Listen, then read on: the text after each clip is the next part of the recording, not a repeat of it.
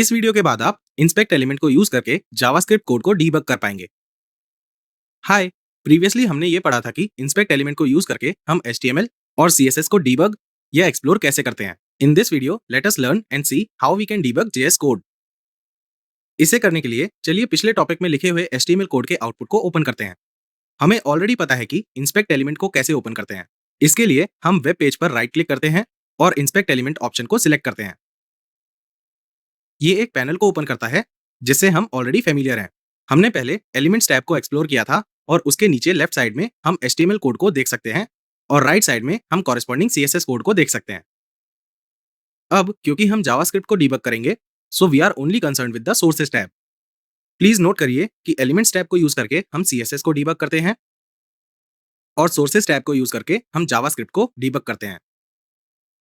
चलिए sources tab पर click करते हैं। हम एक पैनल को देख सकते हैं जो 3 पार्ट्स में डिवाइडेड है। लेफ्ट साइड में हम वो सारे रिसोर्सेज देख सकते हैं जिसे वेब पेज ने रिक्वेस्ट किया है। फॉर एग्जाम्पल, अगर किसी वेब पेज ने CSS या JS फाइल्स को रिक्वेस्ट किया है तो वो सारी फाइल्स यहाँ लेफ्ट साइड पर लिस्ट हो जाएंगी। सिर्फ यही नहीं, अगर वेब पेज ने इमेजेस या फॉन्ट्स को रिक्वेस्ट किया है तो वो सब यहाँ लिस्ट हो जाएंगे। हमारे वेब पेज के लिए पैनल 127.0.0.1 से शुरू होता है, पर वो हर केस के लिए ट्रू नहीं होगा। Let us see how. चलिए मैं trainings.internshala.com को ओपन करता हूँ।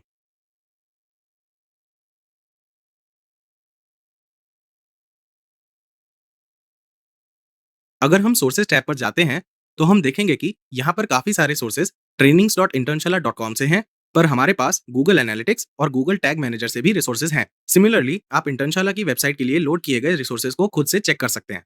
तो चलिए वापस अपने साइड पैनल पर चलते हैं जिसे हम डिस्कस कर रहे थे।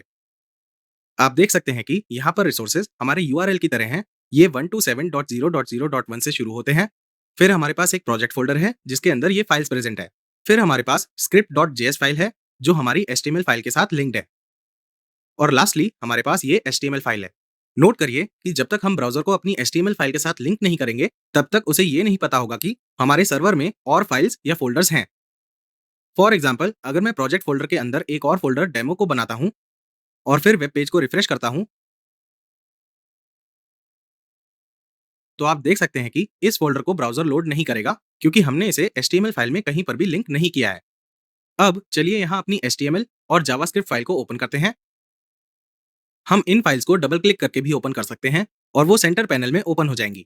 हम पिछले टॉपिक में ऑलरेडी इस कोड को डिटेल में डिस्कस कर चुके हैं, तो मैं डायरेक्टली इस कोड के एग्जीक्यूशन से शुरू करूंगा। यहाँ पर हम ऐसे क्लिक करने पर इस पैराग्राफ एलिमेंट और इसके कलर को चेंज कर रहे हैं। एक बार फिर मैं आपको रिमाइंड करवाना चाहता हूँ कि ये एक टेम्पररी चेंज है। ओरिजिनल कोड चेंज नहीं होगा क्योंकि जावास्क्रिप्ट हमेशा वेब पेज के लोड हो जाने के बाद एग्जीक्यूट होती है। तो अगर मैं ब्राउजर को रिफ्रेश करूंगा तो वो वापस ओरिजिनल स्टेट में चला जाएगा। अब चलिए इस JS कोड को डीबग करते हैं। सिंपल टर्म्स में डीबगिंग का मतलब होता है कोड के अंदर एरर ढूंढना, या फिर हम कोड के अंदर सर्टेन चेंजेस करते हैं जिससे हम कोड के फ्लो और एग्जीक्यूशन को देख पाएं और समझ पाएं।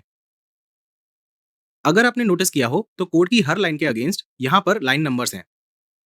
अगर हम इन नंबर्स पर क्लिक करते हैं तो ये कलर्ड मार्कर को ऐड करेगा जिसे हम ब्रेक पॉइंट कहते हैं। We will understand its significance in a moment, पर उससे पहले आप ये नोटिस करिए कि हम जितने चाहें उतने ब्रेक पॉइंट्स को ऐड कर सकते हैं। ब्रेक पॉइंट को रिमूव करने के लिए हमें दोबारा नंबर पर क्लिक करना होगा और कलर्ड मार्कर डिसअपीयर हो जाएगा। अब कोड के एग्जीक्यूशन को पॉज करने के लिए उस पॉइंट पर ब्रेक पॉइंट को ऐड किया जाता है जहां हमने ऐड किया है। जैसे इस केस में मैंने लाइन 3 और लाइन 5 में ब्रेक पॉइंट्स को ऐड किया है। तो कोड एग्जीक्यूशन पहले लाइन 3 पर पॉज होगा until it is resumed again, और फिर कोड एग्जीक्यूशन लाइन 5 पर पॉज होगा। चलिए अब समझते हैं कि कोड एग्जीक्यूशन कैसे होता है, जिसमें हम ये समझेंगे कि अगर हमारे कोड में ब्रेक पॉइंट्स हैं तो कोड की कौन सी लाइन पहले एग्जीक्यूट होगी। हमारे जावास्क्रिप्ट कोड में लाइन नंबर 1 पहले एग्जीक्यूट होगी और फिर लाइन नंबर 3 और लाइन नंबर 4, क्योंकि लाइन नंबर 2 में कुछ नहीं है।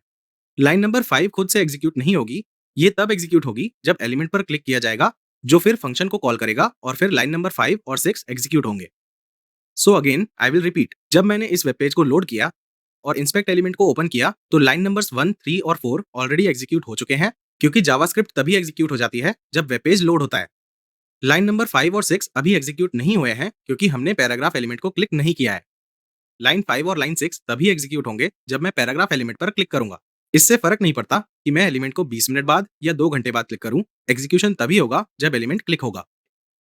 तो हम कह सकते हैं कि ये इवेंट हैंडलर जो लाइन 4 पर है वो एक वॉचमैन की तरह है जो तभी काम करेगा जब कुछ होगा। मतलब यहाँ पर हमने इसे इंस्ट्रक्ट किया है कि जब हम उस पर्टिकुलर एलिमेंट पर क्लिक करेंगे तो ये उस एलिमेंट के कंटेंट और कलर को चेंज कर देगा। अब चलिए मैं पैराग्राफ एलिमेंट पर क्लिक करता हूँ और देखते हैं कि क्या होता है। तो ये पॉज हो जाता है क्योंकि हमारे पास लाइन 5 पर ब्रेक पॉइंट है। यहाँ पर हमारे पास दो ऑप्शंस हैं, एक है रिज्यूम जिसका मतलब है to unpause the code execution, और दूसरा है स्टेप ओवर जिसे हम बाद में डिस्कस करेंगे। सो कमिंग बैक, आप देख सकते हैं कि एग्जीक्यूशन 5th लाइन पर पॉज हो गया है। एग्जीक्यूशन 3 पर पॉज नहीं हुआ क्योंकि ये एग्जीक्यूट हो गया था as the web page was loaded. अब लाइन 5 पर कोड रिज्यूम होने के लिए मेरे सिग्नल का वेट कर रहा है। ये सिंपल जेएस कोड है जहां हमने बस एक वेरिएबल को यूज किया है, पर इमेजिन करिए अगर हमारे कोड में हंड्रेड्स ऑफ लाइंस होती तो ये सारे वेरिएबल्स की वैल्यू को शो करता। अगर मैं अपने कर्सर को ईएल वेरिएबल पर लेकर जाऊंगा तो ये शो करेगा कि इस वेरिएबल में ये चीज है।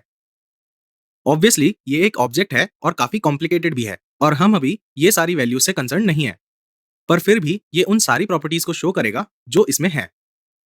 ये EL एक टाइप नोड ऑब्जेक्ट है जिसके बारे में हमें ऑलरेडी पता है, और इसकी इनर HTML प्रॉपर्टी को देखिए जो कंटेंट पार्ट को फेच कर रही है।